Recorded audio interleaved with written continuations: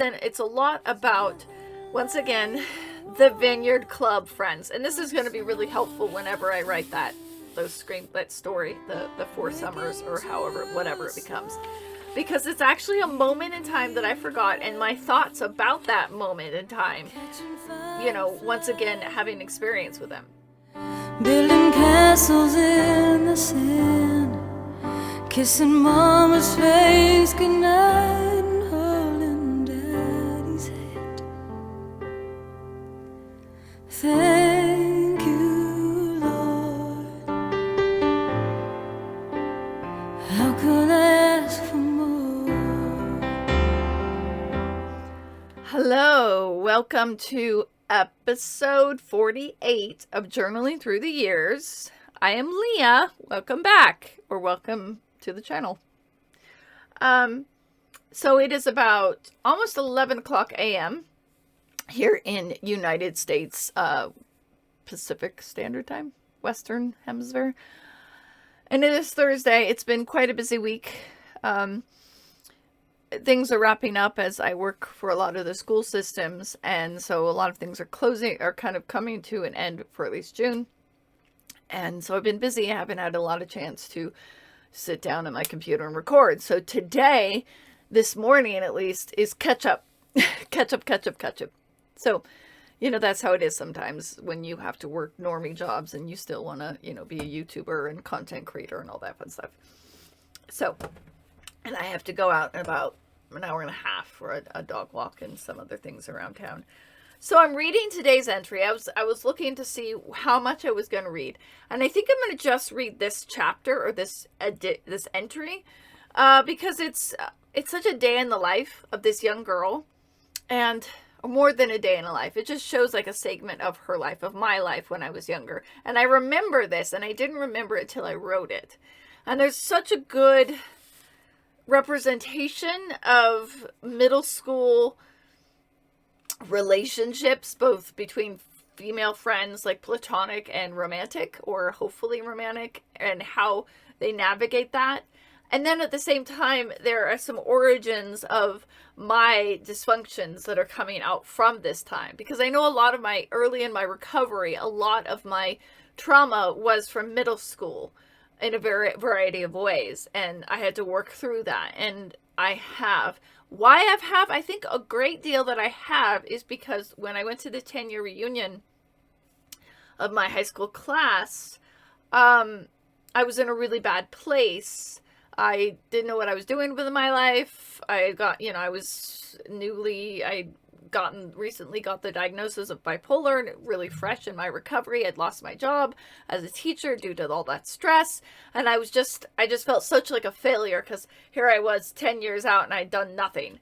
And they just welcomed me in and warmed me and hugged me. And I remember even telling them about how when I went to college, I would have nightmares where I would run into them. Like, I literally told one of them that I had nightmares where I would run into one of them in my college campus and I just didn't know what to do. And they were just like, why? So I think that my high school classmates, overwhelming, like, just acceptance and love for me helped me work through a lot of that, as well as therapy and all that. But anyways, this isn't about my high school class. This is continuing, for the most part, our middle school class, my grammar school and high school classmates. This is a little bit about school, but then it's a lot about, once again, the Vineyard Club Friends. And this is going to be really helpful whenever I write that story, the four summers, or whatever it becomes. Because it's actually a moment in time that I forgot, and my thoughts about that moment in time, once again, having experience with them. And 9/23/92, Dear Diary, things are going okay. I lost the election. And I wrote it, elect IAN for Student Council Commissioner of Activities. What would that even be? Like, and it's all a popularity contest. So why was I running for Student Council Commissioner? I have no aspirations of being political then and now. I was just trying to do something, I think. Oh well, now I'm going to run for vice president of the 8th grade class. Spoiler alert, I didn't win.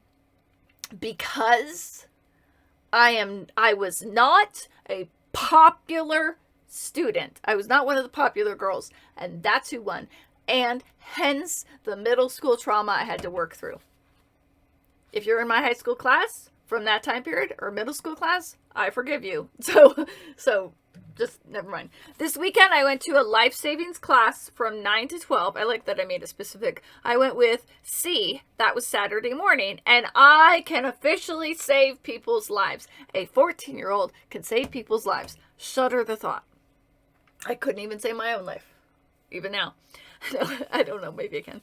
At about 6:30, A came over. That was the friend that I was really good friends with that helped me sort of go from being a kid to like a teenager, but not emotionally. And she was actually a lot more toxic than I understood at the time. And then now is in a place where, I don't know now, but when I re-met her in my late 20s, early 30s, she had basically lost custody of both of her kids due to a drug addiction. And she was just angry and not taking care of herself and just whatever. So I don't know where she's at now, but this is a sweet memory with her, and I'm going to cherish this because even in the people that I've had to cut out of my life because they're toxic, because they're energy vampires, I can look back even in recent times, even with my ex-husband, and I can look back and have those fond, happy memories and connections. So this is one of them for her. At about 6:30, A came over. We were home alone until 11 o'clock because my brother had gone to the movies and my parents had gone to a hospital dinner party. My dad was a doctor. Before A had come over, I had called MS and told him to come to my house sometime that night. Remember MS? I was talking about him a couple weeks ago, the fateful phone call where he called me and then I called him back on the Vineyard Club payphone, and it was a big hullabaloo because the payphone stole my money and I had to call operation, all this thing, and then I finally talked to him and it was like a 5-minute conversation, and like all those friends came with me and it was like a big thing, like, oh my god, somebody called me, what are we gonna do, oh my god, blah blah blah, and we did it. And then how I talked about how gorgeous and dreamy he was. And then a minute later, I talked about how it was like his coming into our life was like splitting the friendships up. And I was helpless to watch it. And he was like the cause of it all. So he went from being like the most handsome person, this god of all men, to being like the root of all evil. That guy. And it's spoiled. The new thing is I didn't like him then, but now I was starting to like him. So let's see what happens. Maybe he decided against me. Maybe like through this thing, he was like, eh. Or maybe he was just a 14-year-old boy going, she's cute. Now I'm going to go over to these people's house. I don't know. Okay. I called MS and told him to come to my house sometime that night. Well, M called A. I didn't say it. And I at my house and said he was coming over. In the time before he came, we turned on the CD, Mozart, made tea, and read the paper. When M came over, I showed him my whole house. He had never been inside. I don't know if he ever was inside after that time. Like, I don't know. I don't remember him ever coming over again. Not that, like, there was a period of time where I went a little crazy, and I think he was like, eh. But then, like, it kind of, in later years, as we got later into like our later high school years and then college, the friendship was fine, but for some reason it was like, I don't know. It wasn't as he was dating someone else by that time. I was dating other people. It wasn't the same thing. I don't know. We generally went to their house after that and played wonderful card games. It was great. Great memories. Speed. That's where we played a lot of Speed. We'd sit in the living room and their parents would be over there, like in the couch, and we'd just play Speed for hours and hours and hours and hours. Okay.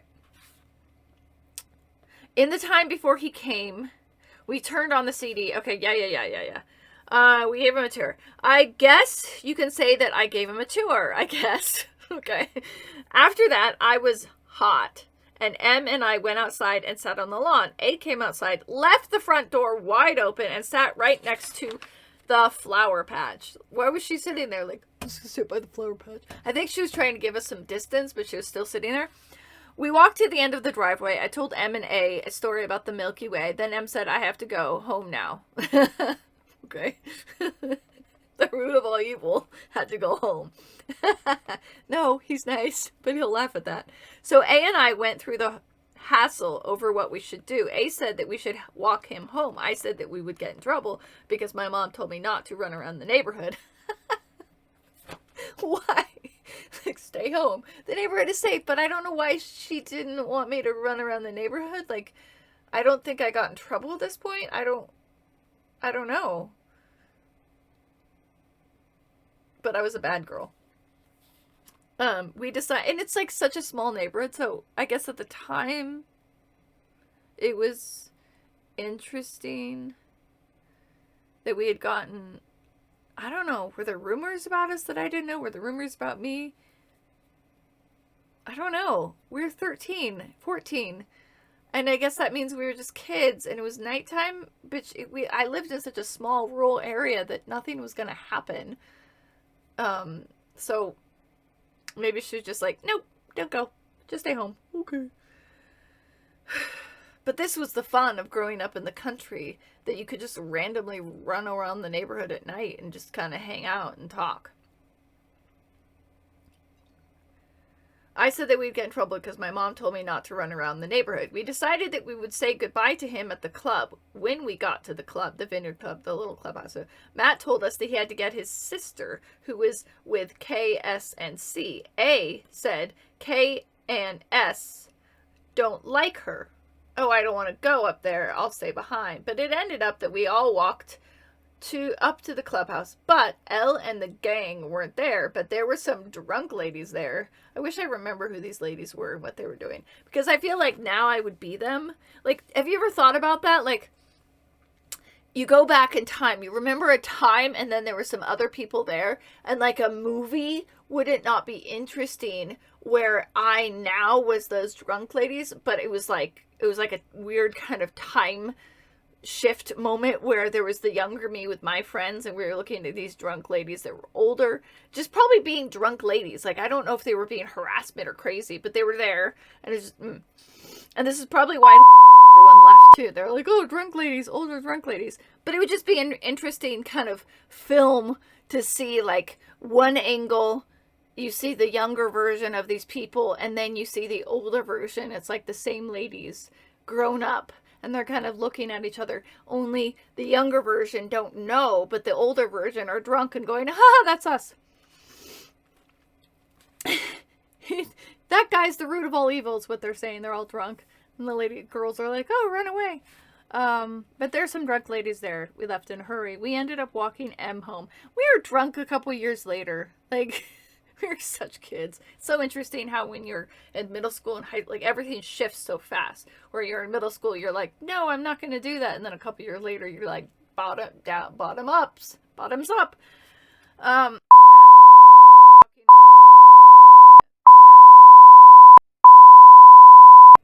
Beep! M's mom came out and asked if we had seen L. We said we didn't. We said goodbye to M, and he and his mom went over to see if L was at the TH's. A and I sat in the middle of the road and sat and talked about M and D. I told A that I liked M, but that I still like D.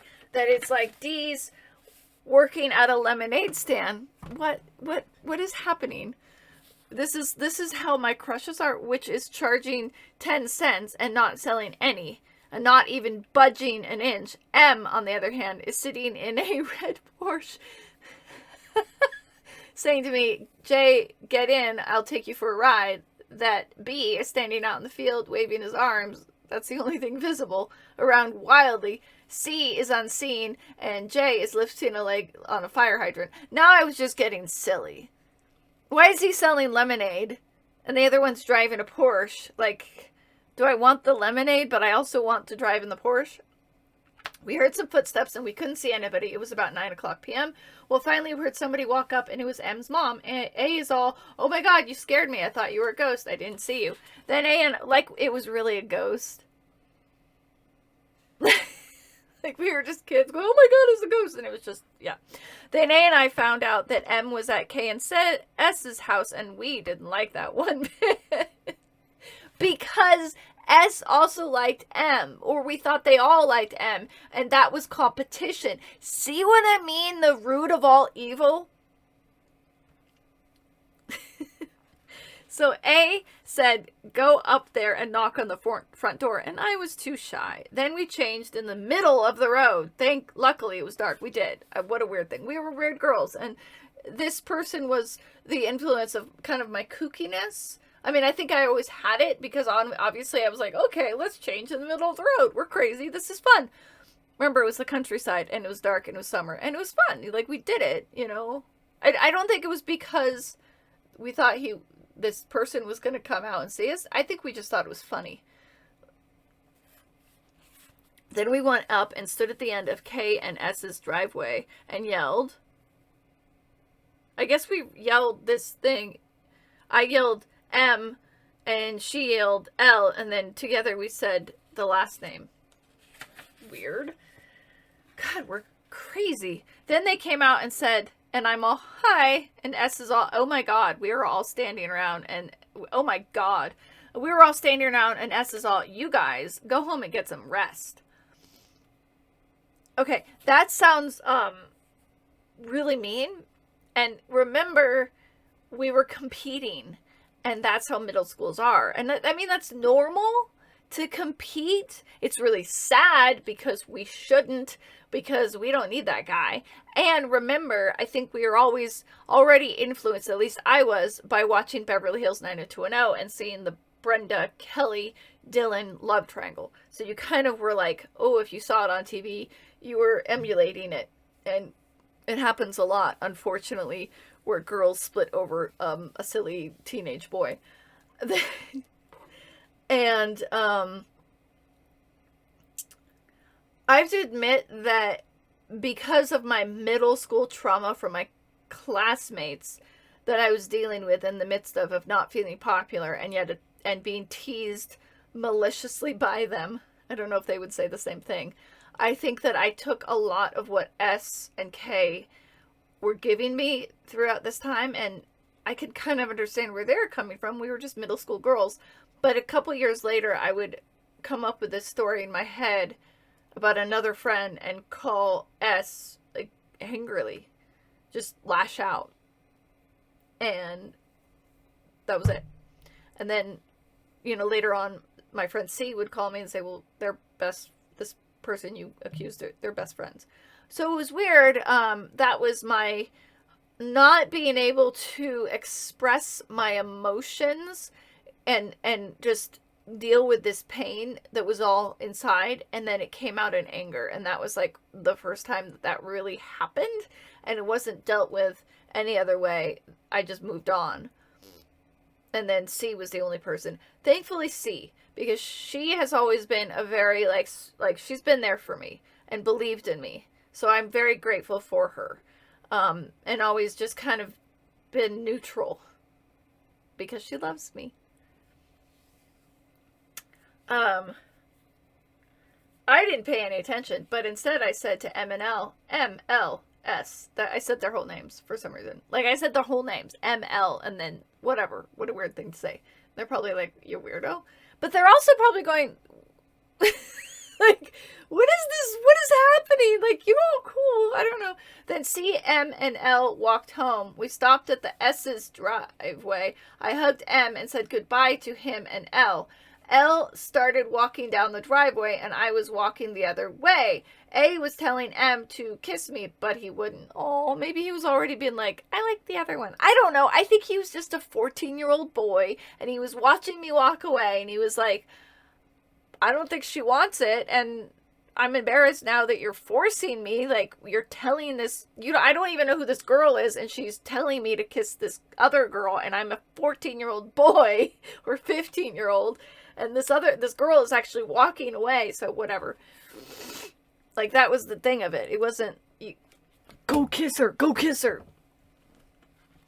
We walked home. Spoiler alert, he wasn't my first kiss. Just my first real crush. First guy that liked me. And then I would become obsessed because I wanted that back. And obviously he was moving on and going to school. And I don't even think he really liked S. I think he was just in high school, in a school elsewhere, having a life. And I was just, alone and lonely. But we're still friends. We walked home in the dark and were afraid that my parents were going to get home and find out that we weren't there. We just wander in the neighborhood. Oh, my hair's a mess. Okay.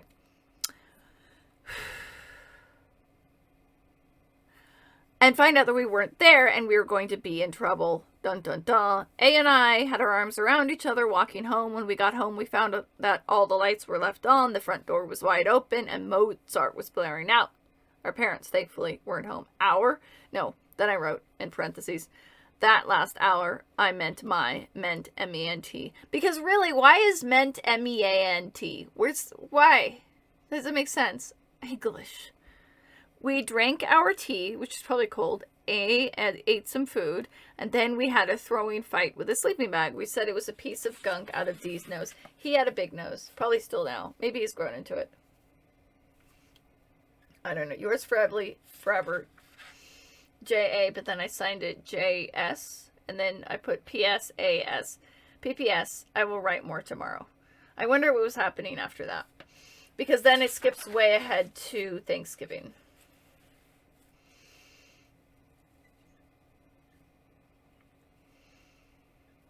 Okay. So, that's where I'm going to end. I think where I'm seeing in this entry is the beginning of some trauma that I've worked through a lot of it, but some regular patterns of lashing out and not being able to express my emotions. And I think that one of the things that I've in recent times that I am using to combat this is this idea of just being like radically authentic and just sharing all these horrible things that I've done in my past, whether on social media, whether in this vlog, or whether in a blog, because everybody's done this. And because another reason, if you put it out there in the world and others say there's some haters against you and they want to like throw this in your face, what if I just put it out there first and it loses its power for myself because I'm not burdened by it? I'm not saying that I think it's right that I did these horrible things. I'm not saying that. I'm putting them out there to say I did this and I changed and I got better. And also, hiding your past, trying to act like it doesn't happen or never happened doesn't change things, because you just continue to perpetuate it. It's like that for individual as well as collectively, as well as a country. Right now I'm looking at where our president is Biden, and he was the vice president with Obama. And when Obama came into office, he came in after Bush, and he was like, oh my God, I have a lot of cleanup to do. And everybody was talking about that and how the first couple years he got nothing done because he was just trying to catch up and clean up all the mess. We thought that was bad. And now Biden is coming in after Trump and everything is a mess. It's crazy. The inflation is up the roof. The gas prices are high. I mean, so much is happening, and it's like one of the reasons is if you look back at the Bush-Obama transition, look how much crazier it was with Trump, but people aren't remembering that for whatever reason, and that's where going back into your past and looking at it, you can learn from it and hopefully change. So by me sharing these being radically authentic, it's helping to disrupt the patterns set from the past, set from the trauma of the past, and putting it out to the open so it loses its power over me and over others who may want to use it against me. Not that I have all these haters in the world, but it's out there. And then as I am moving in towards becoming an artist coach, where I will be doing the workshops and the one-on-one coaching, I feel that part of the brand of showing what it means to be a thriving artist is being that radically authentic. It's saying all the horrible, crappy things that I've done and putting them out there and saying, but I can overcome, and we can overcome together. So, comment down below if you remember when you had your first crush, whether guy or girl, and how when you were about 13, 14, what was the relationships going on with your friends? How did it interact? Did you have your hater, the person that liked you and then suddenly didn't like you? And honestly, S probably liked me all right and probably would have me around, but it was the other person that later I would find out was quite toxic. However, in toxic relationships, and you can talk about this below, if you have had a toxic friend, but later you realize they're toxic, I still can remember this sweet memory. The sleeping bag throwing back and forth, the funny changing in the middle of the street, the talk in the dark, just sitting there having a talk, the listening to Mozart and reading the newspaper and drinking tea. These are special memories that I treasure, even though I'm not friends with this person anymore. Even though they're toxic and it's not healthy for me to be around them, and this goes for anyone that I've kind of separated myself from, I still remember those really special moments that were sweet, and I hold them dear. And I'm thankful that these people, that for their season in my life, that they taught me something, even if it was, I don't deserve to be treated a certain way. Because as time went by with this friend, they would be really sweet with me after school or on the weekend, but with their friends at school, they would often be cold and even sometimes rude or abusive. So it was a pattern, once again, the early stages of me accepting abuse. And because I was experiencing it in my home, quite frankly, it was what I was used to. And then I would accept it from friends and from other people as this is what I deserved. And I had to learn. Part of my journey has been learning to, as I talked about in therapy last week, the journey of finding my voice. And I think that the friendships that came in, the lesson they taught me was for me finding my voice and saying, no more, that's not acceptable. But sweet memories, really, really sweet memories, even with the toxic people.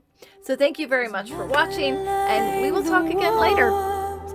Of a summer afternoon, waking to the sunlight, being cradled by the moon, catching fireflies at night, building castles in the sand, kissing mama's face goodnight,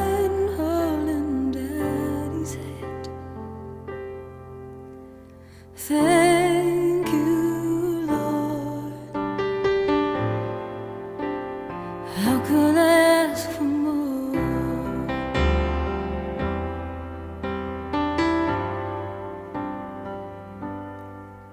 Running barefoot through the grass, a little hide and go seek, being so in love that you can hardly, dancing in the dark when there's no one else around, being bundled neath the covers, watching snow fall to the ground. Thank you, Lord. How could I ask for more? So many things I thought would bring me happiness, some dreams that are realities today. Such an irony, the things that mean the most to me are the memories that I've made along the way.